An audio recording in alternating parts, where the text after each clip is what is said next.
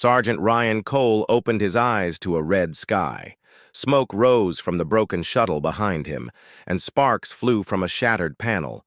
His body hurt, but he was alive. That was something. The mission had been simple. Scout the outer region of Planet Terrace 9 and return in 2 days. But something went wrong. The engine failed. The ship crashed deep in the alien jungle, and the comm system was destroyed in the fall. He sat up slowly and looked around. Strange trees with thick purple bark surrounded him. The leaves above were large and shaped like fans. Alien birds chirped in the distance. The ground was soft and full of moss, but everything looked wild and unfamiliar. Ryan checked his survival pack. Inside were only 5 ration bars, a knife, a flare gun with 1 flare, and a half-damaged map screen. He also had his wrist computer, but it couldn't send signals without the comm system. Help might come in a week or a month. Maybe never. I have to stay calm, he muttered to himself. He set up a small camp near the wreck. A tarp gave him shelter, and he used broken parts from the ship to make a fence. It wouldn't stop a big animal, but it would slow one down. Every night he lit a small fire and kept his knife close. The first 2 days passed slowly. Ryan ate. Only 1 ration bar each day, drinking filtered water from a small stream nearby. He tried hunting but failed. The creatures here moved fast and stayed hidden. On the 3rd morning he woke up and reached for his pack, only to find it open. His last 3 ration bars were gone. No. No, no, no, he whispered, his heart racing. He looked around. The camp was untouched. No footprints were nearby, and the fire pit was cold. He stepped outside the tarp and examined the ground. That's when he saw them. Small, clawed tracks in the mud leading away from camp. Not an animal, Ryan said, frowning. Too careful. Too smart. He followed the trail for a few meters, but it disappeared among thick bushes. Whatever. Took his food was fast and clever. That day, hunger burned in his stomach. He chewed on tree roots, but they made his mouth numb. He tried fishing with a sharp stick, but caught nothing.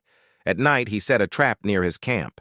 He tied the last piece of dry meat from his pocket to a string, connecting it to a metal can. If something touched it, the can would fall and make a loud sound. Then he waited. The jungle was full of noises, buzzing insects, distant roars, and soft winds. But Ryan kept his eyes open. Hours passed. Suddenly, clang! The can fell. Ryan jumped to his feet and grabbed his knife. He ran outside and shone his flashlight. The beam landed on a shadow moving quickly through the trees. It was small, not an animal, a figure, thin, fast, and upright. Ryan rushed forward, heart pounding. He caught a glimpse, furred legs, a long tail, and glowing yellow eyes. The figure vanished into the trees before he could get closer. He stood there for a long time, staring into the darkness. It wasn't a beast, he whispered. It was someone. He returned to camp with no answers and an empty trap. The next day, Ryan didn't bother setting another one. He was too tired. He sat near the fire pit, stomach growling, thinking about what to do next. Then something strange happened. At sunset, he heard a light rustle behind the tarp. He turned and froze. On the ground, a chunk of red meat lay on a flat stone. It was fresh. Blood still dripped from it. Ryan grabbed his knife and looked around, but no one was there. He stepped closer. The meat was clean, sliced neatly, not torn like an animal would do. Someone had hunted and left it for him. He scanned the treetops and spotted something, a tail swaying gently behind a thick branch. Then 2 glowing yellow eyes peered down at him. The figure didn't move. It just watched. Ryan raised a hand slowly. "Thank you," he said. The eyes blinked once. Then the figure vanished again into the trees.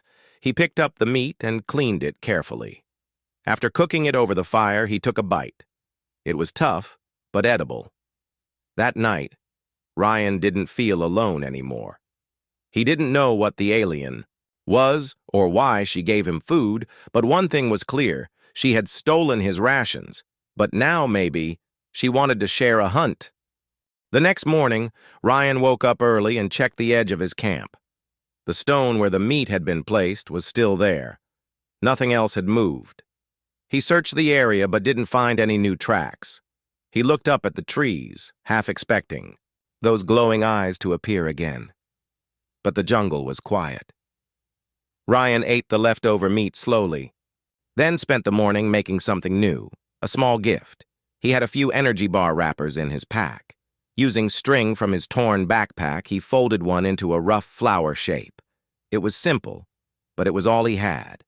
He placed the flower on the same stone where the meat had been and stepped back. Then he sat by the fire and waited. Hours passed. The sky turned orange. Strange birds flew overhead. Still, no sign of the alien girl. Just before nightfall, Ryan heard a soft thump in the trees. He didn't move. His heart beat faster. From the shadows, a figure stepped out. She was thin and fast, her steps almost silent. Furry ears twitched on top of her head. Her yellow eyes glowed faintly. Her body was covered in short, soft-looking fur with stripes, like a jungle cat. She wore scraps of cloth tied around her arms and legs, simple, but clearly chosen. She stood across the fire from him, staring at the gift on the stone. Ryan stayed still. Slowly, he raised his hands to show he wasn't a threat. "It's for you," he said gently. "A thank you." She looked at him, then at the flower again. With careful steps, she walked to the stone, picked up the wrapper flower, and turned it in her clawed fingers. She didn't speak but made a soft purring sound. Then she reached behind her back and pulled something out. It was another piece of meat, wrapped in a large leaf. She tossed it toward him. Ryan caught it and smiled. "Deal accepted?" he asked. She tilted her head, then sat cross-legged near the edge of the firelight. Her tail curled around her feet. Ryan cooked the meat again and placed a piece near her on a flat rock. She didn't come closer but watched him eat carefully, as if studying every bite. After a while, she made a gesture. 2 fingers pointed to her eyes, then to the trees. "You want me to follow you?" Ryan guessed. She repeated the gesture, then stood up and stepped back into the jungle. Her tail flicked once before she disappeared. Ryan stood, thinking. He looked around. Night was falling fast. He grabbed his knife and followed her. She didn't lead him far, only about 50 meters into the forest. There, under a large tree, was the remains of a hunt. A dead animal, long and thin with 6 legs and sharp teeth, lay at the base of the trunk. The cat girl stood over it, proud. "You hunted this?" Ryan asked, impressed. She nodded once and pointed to the claws on her hand. Then, to his surprise, she crouched beside him and began showing him how she tracked it. She drew marks in the dirt, a shape like a footprint, an arrow, and a broken branch. She mimed the animal's movements. Ryan tried to copy her signs. She smiled slightly, showing sharp but not scary teeth. She taught without words, but her meaning was clear. That night, they walked back to camp together. She climbed easily through the trees above while Ryan walked below. When they reached the tarp, she didn't enter, but sat on a low branch nearby. Ryan pointed to himself. "Ryan," he said. She blinked. He pointed again. "Ryan." She hesitated, then placed her hand on her chest. "Nari," she said quietly. Ryan smiled. "Nari." "Got it." Nari jumped down and gave him a quick nod. Then, without warning, she turned and sprinted into the trees. Ryan stood alone again, but this time, he didn't feel lonely. The next few days passed differently. Each morning, Nari brought something: berries, dried roots, or small pieces of meat.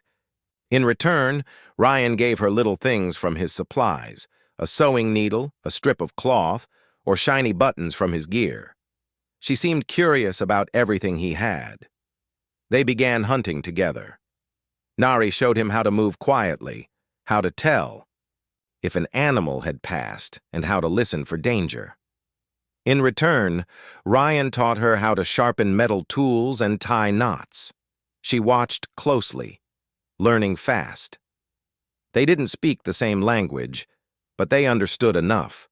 One afternoon, they chased a fast animal with 3 legs and long ears. Ryan threw a rock to scare it, and Nari leapt from a tree to bring it down.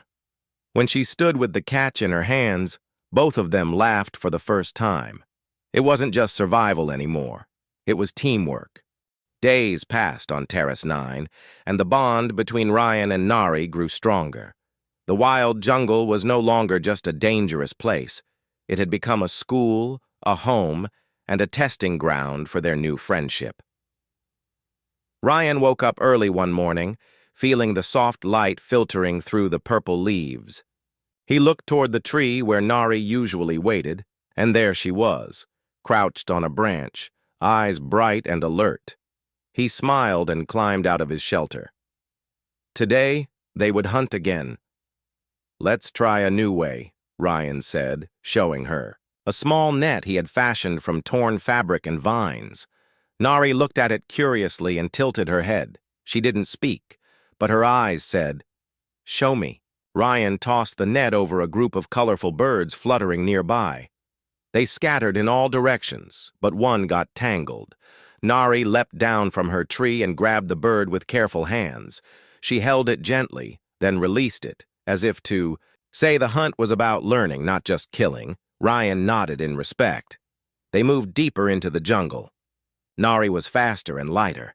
She climbed trees with ease, jumping from branch to branch, pointing out signs Ryan might miss: a broken twig, a footprint pressed in soft soil, or the faint smell of an animal. Ryan followed, sharpening his senses. After a while, Ryan stopped. He crouched low and pointed to a narrow path. "Danger," he whispered. "We must be careful." Nari listened. She lowered her body close to the ground, tail flicking quietly. Her ears moved, catching sounds Ryan could not hear. A soft growl came from the bushes nearby. Suddenly, a large creature with 4 legs and bright red eyes charged toward them. Ryan raised his knife, ready to defend, but Nari was quicker. She jumped between him and the beast, hissing loudly. The creature paused, surprised. Nari showed sharp claws and bared her teeth. The animal growled again, but then backed away slowly into the shadows. Ryan exhaled deeply. "You saved me," he said. Nari blinked, then nodded. That moment changed everything. Ryan realized she was not just a thief or a stranger, she was a protector. She cared for him, and perhaps for her own survival too. Over the next days, Ryan worked on fixing his broken comm device. Using wires and parts from the shuttle wreck, he tried to create a small transmitter. Nari watched with fascination, her golden eyes bright with wonder. Ryan showed her how to use a small knife to strip wires and twist them carefully. She tried too, clumsily at first, but soon she was cutting and twisting like a natural, though she did not speak. Nari's curiosity was clear. She often touched Ryan's tools and equipment gently, as if trying to understand their purpose. One evening, Ryan sat by the fire, polishing a small piece of metal. Nari came close and placed a smooth stone beside him. It was dark and shiny, almost like a gem. Ryan smiled. "Thank you," he said softly. Nari flicked her tail and moved back into the trees. On the 5th day, Ryan and Nari decided to hunt together for a bigger prize. They tracked a massive beast known locally as a tangor. It was a large animal, covered in thick scales with powerful legs and sharp horns. Its footsteps left deep marks on the ground. Ryan admired the animal's strength, but knew it was dangerous. They worked as a team. Ryan set traps made of vines and sharp sticks, while Nari climbed the trees to watch from above. She used her keen eyes to signal where the tangor moved. When the moment came, Nari leapt down and distracted the beast, darting left and right with quick moves. Ryan ran forward and aimed his spear, throwing it with all his strength. The spear hit the tangor's shoulder, and the beast roared loudly.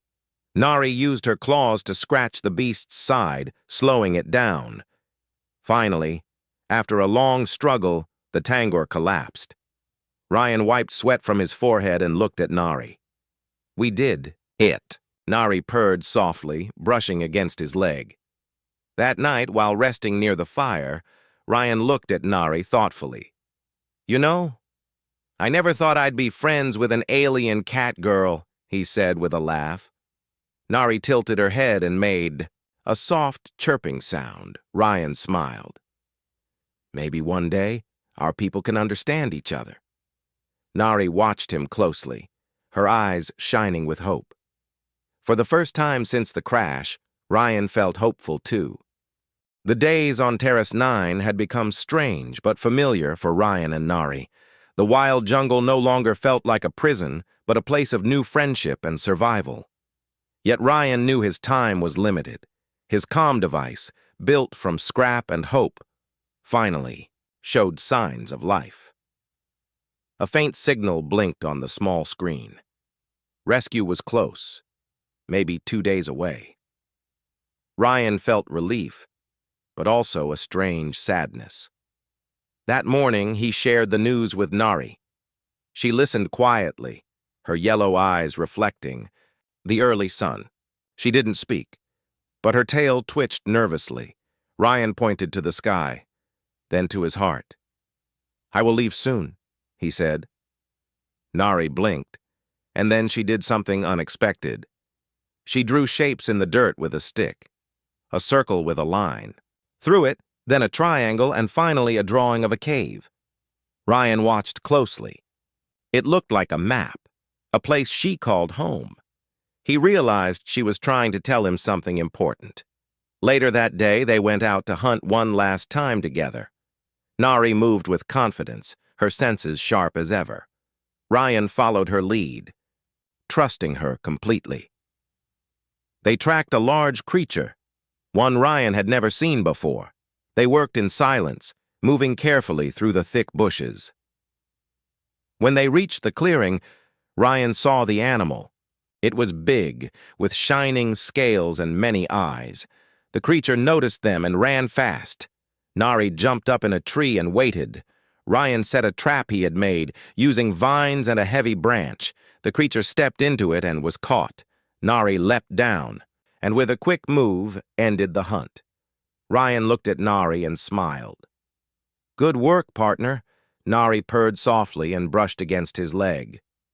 The storm clouds came suddenly that night. Dark skies rolled in, and strong winds shook the trees. Rain poured down in thick sheets. Ryan held the tarp tight, keeping the fire alive as best he could. Nari stayed close, her body warm against his. Suddenly, a loud crack echoed through the jungle. Ryan looked up and saw a large tree begin to fall. He barely moved in time, but Nari was quicker. She grabbed his arm and pulled him back just as the tree crashed down where he had been standing. Ryan's heart raced. "You saved me again." Nari simply blinked and stayed close.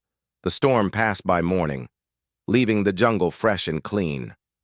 Back at camp, Ryan thought about the rescue that was coming. He wanted to bring Nari with him. She was not just an alien. She was his friend and ally. But he also knew the humans might not understand her. They might see her as a threat or a wild animal. That worried him. He looked at the carved pendant Nari had given him earlier. It was a small piece of wood carved with symbols he did not understand. He placed it in his pocket and whispered, "Maybe there is hope." The next day, Ryan worked on his comm device to send a stronger signal. Nari watched silently. When the signal finally went through, he felt a weight lift from his shoulders. But he also knew the hardest part was coming. The goodbye, as the sun began to set, Ryan sat by the fire with Nari. He reached into his pack and pulled out a small flare. "This is for you," he said, handing it to her. Nari looked confused but took it gently. "If you ever need help, use this," Ryan explained. She looked at the flare carefully and then nodded.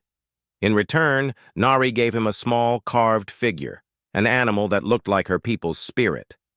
Ryan smiled, feeling the deep meaning behind the gift. As night fell, Ryan lay down under the stars. He thought about Earth, his home, and the strange planet where he was stranded. He wondered if humans and Nari's people could ever live together, understand each other. The stars above seemed to shine a little brighter. Maybe, just maybe, there was a future beyond survival. The morning sky was pale and quiet when Ryan heard the hum of engines. Rescue was here. He packed his few belongings carefully, his knife, the carved pendant from Nari, and the small flare she had accepted. The jungle seemed still, as if waiting. Ryan walked to the clearing where the rescue ship would land. His heart was heavy. Nari watched from the trees, hidden but close.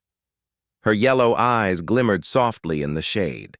When the ship touched down, its engines roaring, Ryan waved to the crew. They smiled and called out, "Sergeant Cole, we got your signal. You're safe now." Ryan looked back toward the trees. Nari stepped forward slowly, her tail low but steady. He called out to her, "Come with me." Nari hesitated, then took a few steps forward. The crew stared at her, wide-eyed and unsure. One of the soldiers whispered, "Is that an alien?" Ryan nodded. "Yes, she helped me survive. She's not dangerous." But the crew was cautious. They didn't know her language, her customs, or her kind. Some looked afraid. Ryan felt a sudden anger. "She saved my life. She deserves to come with us." The captain stepped forward. "Sorry, Cole, we can't take her aboard. We have orders to bring only humans back." Ryan clenched his fists. He looked at Nari, whose ears twitched nervously. He made a choice. He knelt beside her and handed her the flare gun. "If you ever need help, use this. I'll come back."